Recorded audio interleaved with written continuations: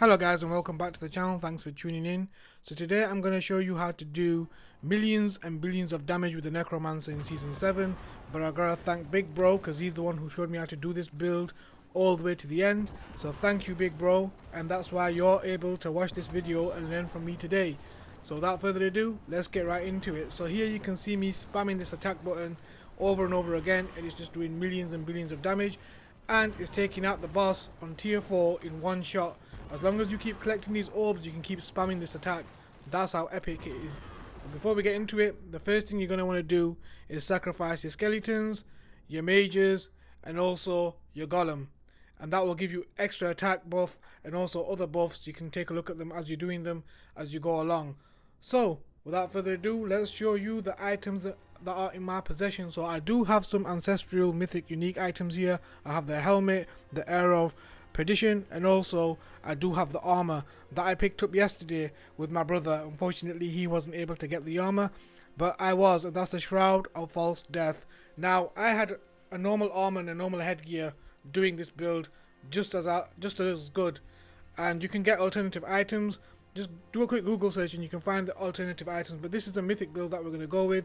So these are the things you're going to need with your tempering.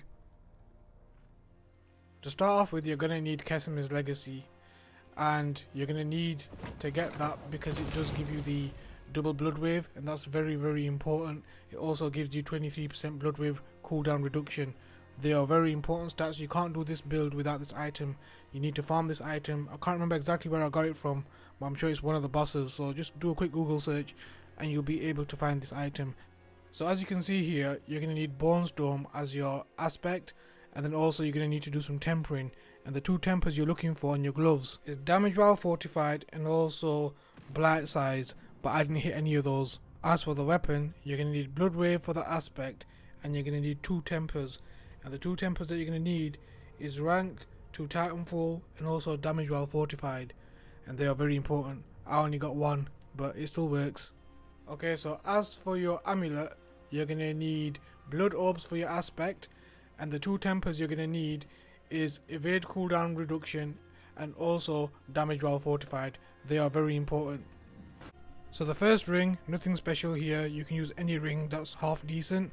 You're going to need to put blood lance as an aspect, and also you're going to need to hit damage while fortified and ultimate cooldown reduction on your aspects.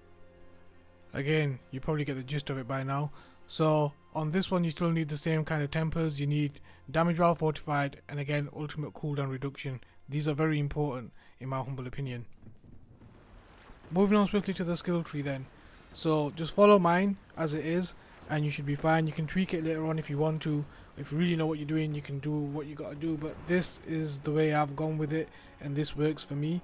So I don't even have all the actual skill tree points because I didn't do all the stashes of Lilith, so unfortunately I didn't get all the points, but it still works. I'm missing probably 2 or 3 points, I think, or 4 is it? I don't even know.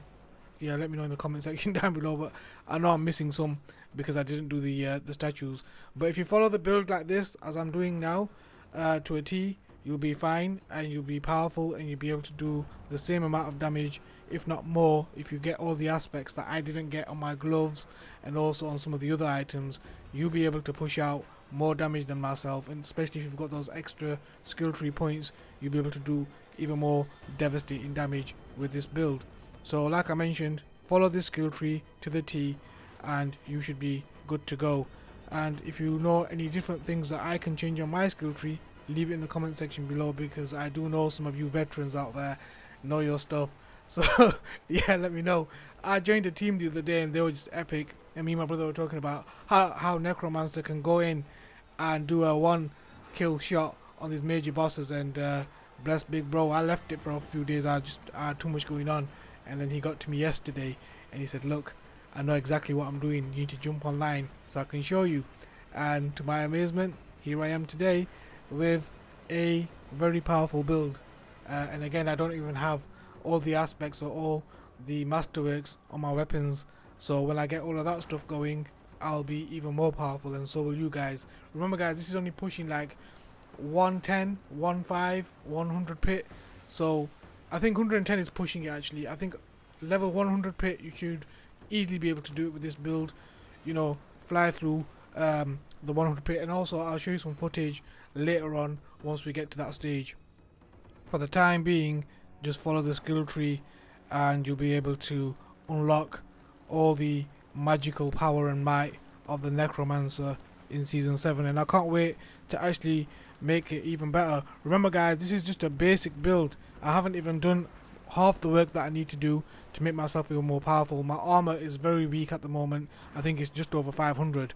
So for that reason, I've got work to do, and I need to really change some of my stats and also my tempers as well, because I need to hit my armor to make it go over 1,000, because in T4, if your armor is below 1,000, you're going to get dealt with. But if you're OP like this and you're quick about your wits, you can actually do what you got to do, go in and come out quite easily without being, without getting killed or anything like that. I've done quite a few 100 pits on my own with this build. I've died a couple of times, I'm not gonna lie, but that's because I wasn't paying attention. You can't actually not pay attention, you have to really focus, but that's because of my armor. And once I get that down to the T, 100%, I'll be able to be double, triple the power that I am at the moment. But anyway, we're gonna move on swiftly from here now onto the Paragon board.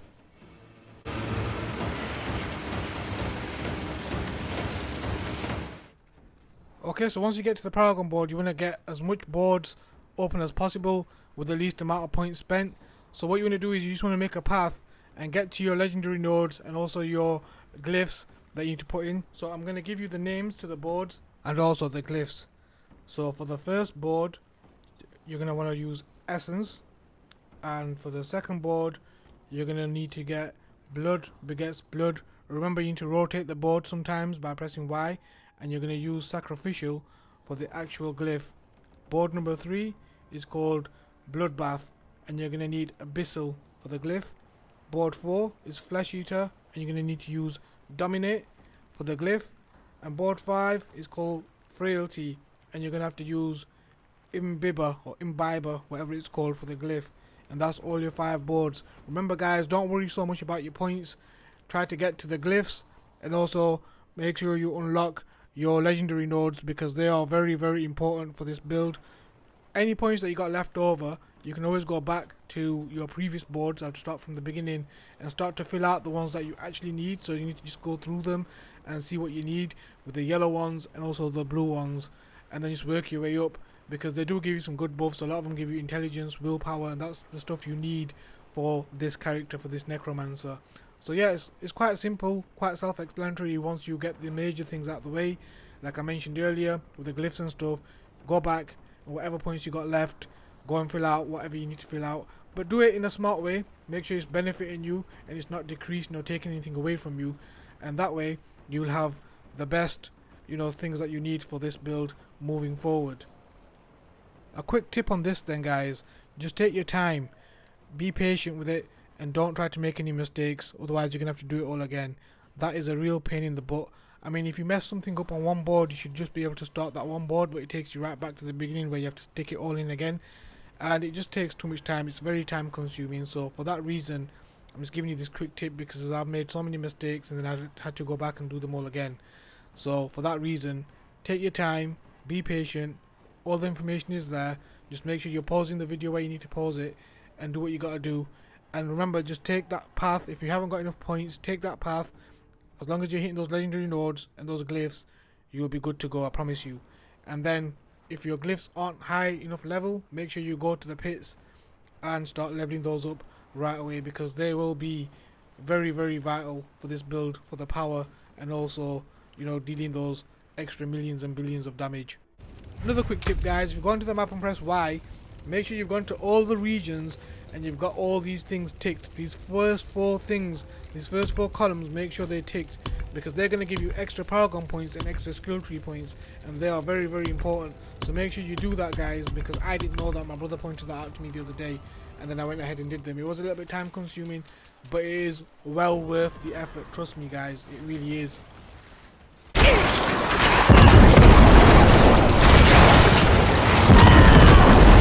And here I am guys, pushing pit 100 on my own. I wasn't ever able to do that. I think the maximum pit I could do on my own was pit 40, and that used to just take me right to the end of time, maybe a minute left to spare.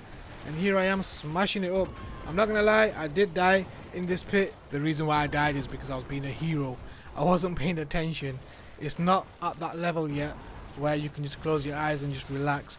There is some temper work I gotta do, some tempering, and also some master working that I gotta do. And also I've gotta switch out some items as well, because I'm not very happy with some of the items I have, and that's why I didn't really masterwork them, and that's why I would advise you not to masterwork them yet either, because some of these items are not very good. And there you go, I died. They're not very good, and for that reason I'd hold out till you get some better items, and I'm getting better and better items all the time. I was playing with my brother yesterday and my nephew, and I managed to pick up 5 ancestral mythic unique items, and I think my nephew got a couple and my brother got nothing. And it just goes to show, like, sometimes it's just hit and miss. It's just a gamble. You don't know what you're gonna get, and when you're gonna get it, and how you're gonna get it. Like, there's been so many times where I've randomly gone into a place and I've ended up getting a great item, and I wasn't even expecting it. Even though some of the items that I got yesterday are not for the build that I'm using today, but I know for a fact if I was to switch up my build, I've got items there that I can use to make my build that I need for, you know, for future. So it's really good to, you know, go in and do what you gotta do, grind. You know, sometimes just make a team with random people and they'll help you do all that kind of stuff. So that's what I did, and that's how I learned. And my brother taught me a lot. My brother taught me 95% of this game, and I'm the one who introduced him to the game. Crazy, right? I played Diablo 3 to death, and this is totally different. There's a lot more learning curve. Give a game to my brother, I gotta give him props. If you give a game to my brother, he's gonna rinse it, because he's a master at these things. He can't stop unless he masters something, and that's why, yeah, bro, you're the game's master. I gotta say, it's out there now. So yeah, I'm giving you that title, bro. I do rate you. You're a legend. And you know, here I'm one-shotting bosses, by the way, guys. You know, one-shot kill with this very build, with the same items and everything. Just my armor is weak, so I can't really afford to get hit. But I can go out there on the world map and just demolish everything. Nothing can touch me on the world map, and I'm one-shotting bosses. And I'm probably 40% of the way of my build with just the bare minimum items that I've got. I know I've got a couple of, you know, ancestral mythic unique items like the Shroud of False Death and also the Helm, but aside from that, I don't really have the best tempering going on or the best masterwork going on, and my armor is very bad. But look, here I am smashing it up.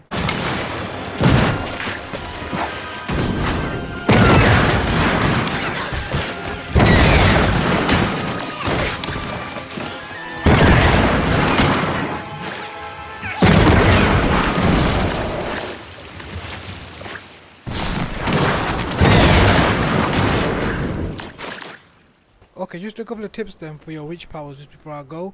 The first one you want to use is Purging Touch. The second one you want is Aura Specialization. The third one you want to use is called Soul Harvest. The fourth one you want to use is called Hex of Whispers.